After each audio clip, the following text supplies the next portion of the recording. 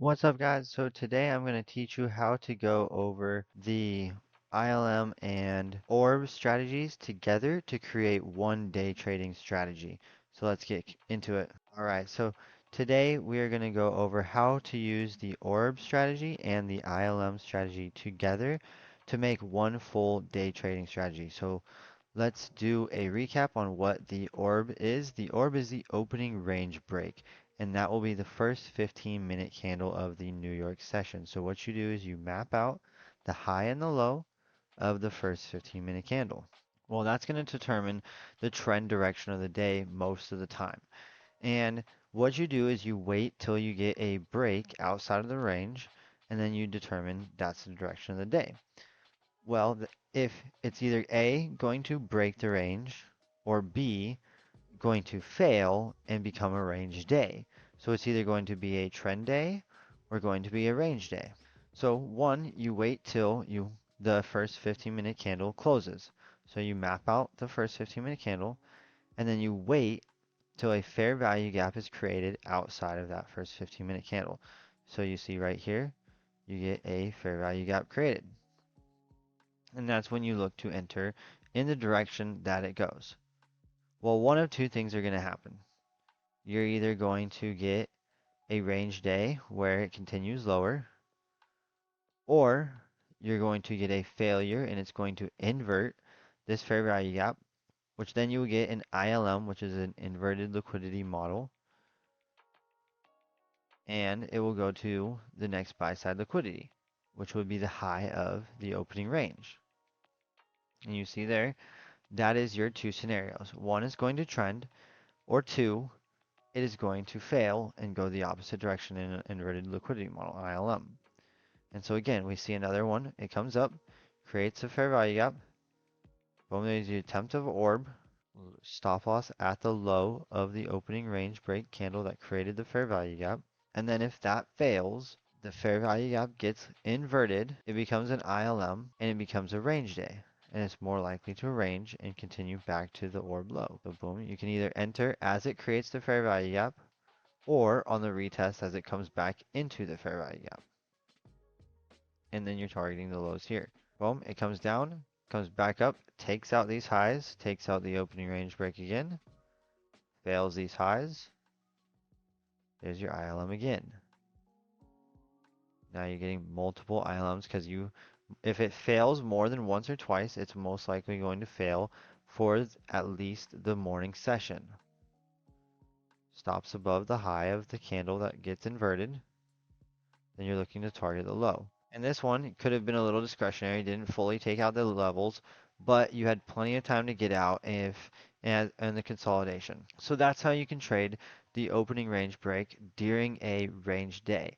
So next, if it is a trend day, we'll go over the last few days because we've had good trend days. You wait till the range break, and if it fails one way, then you're going to get a trend the other way. And so we had two different ILM models actually. We had a ILM and an opening range break in one day. So we wait till the first 15-minute candle. Here's Thursday. Wait here. We get the first 15-minute candle. Closes. We map out the high and the low of that candle. We go down into a 1-minute chart here right afterwards. You can do a 5-minute chart as well.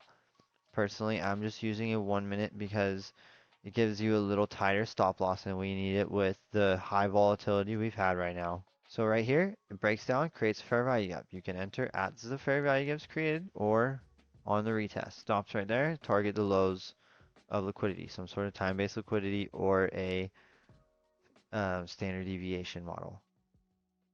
If it fails, so there's your two scenarios. It's going to have a trend day to the downside or fail, invert the fair value gap, and continue to the buy side liquidity, the orb high, and boom, continue here. And then actually what did it do next? It took out the orb high, created the fair value gap, confirmed that fair value gap. And so what happens when we confirm our fair value gap? We're most likely to have a trend to the upside. And so you can either look for one of two things, a fib-based level. So you're going to go here, take your fib, go to high and low. and you're going to target minimum 1 standard deviation. That'll be roughly 2 to 3R. Or you can go to a 15-minute, look for some sort of time-based liquidity. In this sense, you could have used the previous day high. That was way up here, and that could have been your target. And so it came up, boom, eventually it hit your target. So multiple ways that you could have used targets. I think one of the easiest, kind of quickest way is you could just catch here and exit a lot. You got a 3R, and then either leave a runner for the rest of the day or have trailing stops for the rest of it. So next we're going to go over to Wednesday because this had a very similar look to it as well. We map out our first 15-minute candle, 6:30, so 9:30 Eastern, high and the low. Then we go to our 1-minute chart and wait for a fair value gap to get created. So we're just going to use our trusty go-to section. And that sends you to midnight. So boom, we have our 15-minute range, highs and lows. Notice here, no fair value gap gets created in any of these. Break, no fair value gap. Fair value gap once, maybe you attempted it and you failed. No fair value gap, no fair value gap, no fair value gap, no fair value gap. None anywhere in here. Now finally, you create a fair value gap and you retest it multiple times. Stops above the fair value gap, the high of the fair value gap in this sense, and then target your lows. In this sense, you could have targeted these lows down here, and that would have been about a 2.5R, about 150 points.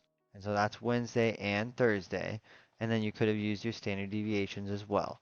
Notice here it comes down, it hits 1.5 standard deviations, comes back up almost to break even, respects this fair value gap again, displaces continue down, and then goes to about 4 standard deviations right here, right around here. And so it does end up hitting that previous day low and the Asia low down here as well. So that could have been another target. And so there's multiple ways you could have targeted these as well. So there's a couple days over the last few days that you could have used it. Monday actually was really good as well.